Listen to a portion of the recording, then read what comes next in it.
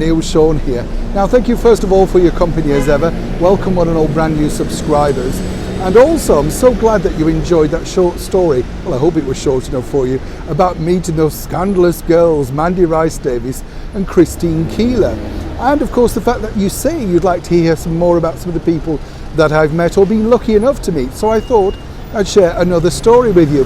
Hope you like this one. This particular guy really was the sort of famous guy that said, well, in fact, everybody would be famous for 15 minutes. How right was he when you think about it with Instagram, Twitter, TikTok, you name it, you know? Everybody's making a film, everybody wants to be famous.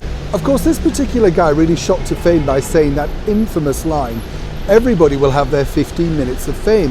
How right was he when you think about TikTok, Instagram, Facebook, Twitter, YouTube, all that sort of stuff?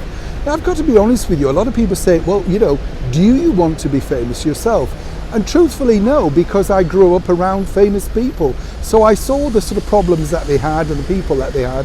And you kind of think to yourself, what I've always wanted to do is just work within the media. You know, the fame thing, if you have that sort of stuff, is a byline. And I've often thought that it's a passing phase. You know, you're in vogue and you're out of vogue. And I don't know about you, but I've often thought this. When I worked with the pop stars way back in the 80s and 90s, I often thought to myself, you know, there they go around with dark glasses and security and blacked out windows after years of trying to get that fame. Then, of course, they get famous and then they decide they don't want to be famous anymore. Strange, isn't it? But then, of course, they spend the next 20 years trying to get back that fame that they lost. But back to Andy Warhol. Well, I tell you how I met him. Again, it was a bit of a fluke as ever with a lot of these stories, because I was working at a very famous nightclub at the time, which was owned by the impresario Peter Stringfellow. Now, Peter Stringfellow was known, well, affectionately as Stringy. And he was one of these characters that really created the disco scene, you know, literally from the ground up in the 60s right through to the mega discos of the 80s. Now, I was working there as an MC for Mr. Stringfellow, and he had lots of big stars popping into the club all the time, you know.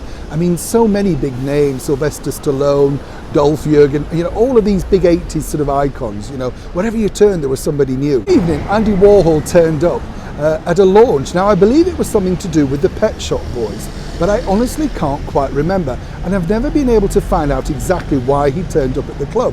But then again, that was Andy Warhol. One of the things that I was kind of shocked about when I got to talk to him was we ended up going into Mr. Stringfellow's office because he wanted to cool down. He apparently didn't feel too well. He was knocking on a bit by this point, you know. And as we got into the office, he took off his wig. And this was a complete shock to me, you know, because you're young, you're a bit green, you think it's people's hair, don't you? Now looking back, of course, who could have had hair like that? But it was a very good trademark for him. And of course, he wasn't seen without his hair anywhere. But as I say, I didn't know it was a wig. What I do remember about Andy was this. We got chatting about art and abstract and all that sort of stuff. And I said to him, but surely, you know, all you're doing is taking a branded content, twisting it a bit and making it your own. And he looked at me and everybody sort of in the room went, you know, like no. And he said, oh, that's very perceptive. He was very slow speaking. Oh, it was very perceptive. And I said, well, it's just obvious, isn't it? And he sort of looked at me and chatted a little bit more about what artists did I like, what was in trend, what was on vogue, that sort of stuff. We got on actually quite well. Now, what did make me laugh, when we were going back into the club, he had this sort of entourage that was waiting outside the door around him. And we went past this sort of table and chairs. And Andy pulled out a chair, put his finger to his lips and stared at the chair. And everybody then was looking as if, oh, is this something marvellous that he spotted in this chair, you know? And I thought, it's just a chair. But of course, because he was Andy Warhol, everybody thought there was a double meaning to it. And he, I thought, was a very clever guy. He made a lot of money out of basically looking at things, seeing how he could twist it into his own, and then making art. We all remember the Campbell soup tin, don't we?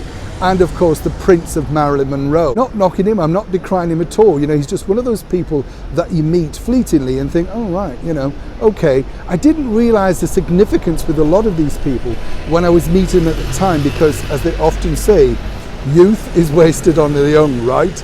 And we don't always think when we're young that these people are that vital. In the same period, I got to meet another icon called Dusty Springfield, who was signed to Mr. Stringfellow's label. I'll let you know more about that next time. As ever, thank you so much for watching. Neil Sean, Chelsea, London.